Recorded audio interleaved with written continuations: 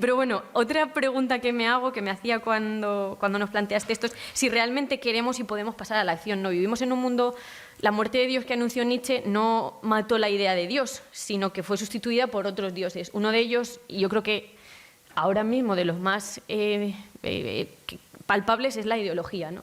Los católicos tenemos ideología. Y muchas veces, o yo al menos, la ponemos por delante de ello. No solo la gente que no tiene Dios pone por delante su ideología o la vive como una religión, yo lo he visto en mi casa, ¿no? Yo vengo de una familia comunista donde es una religión secular, ¿no? Con sus ritos de pasioniciación, sus afiliaciones al partido, sus fiestas populares, pero eso no es exclusivo de aquellos que no tienen Dios. Los que sí que tenemos fe también tenemos una ideología y muchas veces la ponemos por delante.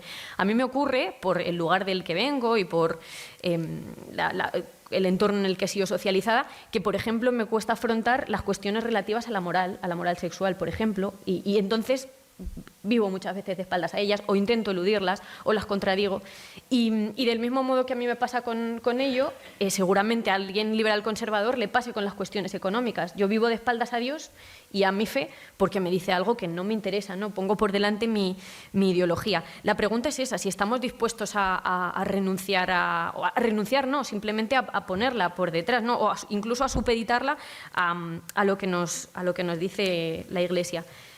Os voy a leer algunas ideas de las que habla la doctrina social de la Iglesia desde el Antiguo Testamento hasta hoy y la dificultad absoluta. Claro, cuando hablamos de católicos y vida pública no hablamos de lo que hacemos en nuestra casa, de cómo somos capaces de aplicar nuestra vivencia de Dios y nuestra fe en casa, sino de puertas para afuera, construyendo una sociedad en el entorno público, en la política, en los medios. Os voy a hablar de algunas ideas y yo creo que no va a hacer falta ni discutir la dificultad de llevarlas a cabo, ¿no? La condonación de la deuda externa que plantea Juan Pablo II, el destino universal de los bienes, la dignidad del trabajo, el concepto de bien común, las limitaciones sociales al derecho de propiedad. El Antiguo Testamento habla del año sabático, que en año sabático se condonan las deudas, de la obligación del préstamo gratuito, de las limitaciones sociales al derecho de propiedad, ya lo he dicho, la justicia distributiva. Dice, por ejemplo, San Alberto Magno, y esta es una idea inasumible, yo creo, para el modelo económico en el que todos vivimos y en el que queramos o no participamos, dice: los ricos son la explicación de la pobreza porque no tienen conciencia social y no tienen nombre ante Dios. Aquí también me hacía, cuando lo leía en este libro, que es maravilloso, se llama Las exigencias sociales de la doctrina social de la Iglesia, el ejemplo de Chesterton, donde a través de las escrituras de Chesterton va desgranando pues, un montón de encíclicas y un montón de ideas. Pensaba en una idea de Pasolini, que fue un ateo católico maravilloso y que pensó sobre la Iglesia mucho más que mucha gente de Iglesia. Y Pasolini, que era comunista, decía: bueno, yo no me pregunto tanto si un católico puede ser comunista como si un burgués puede ser comunista. Y él hablaba de la imposibilidad o del pacto con el diablo que había hecho la Iglesia, asumiendo que podía desarrollarse en una democracia liberal y asumiendo los preceptos de la democracia liberal capitalista. El texto es muy duro y claro, plantea preguntas que incluso se nos pueden hacer aberrantes. Dice Pasolini: por tanto, hay un doble vínculo de mala fe en la relación entre Iglesia y Estado.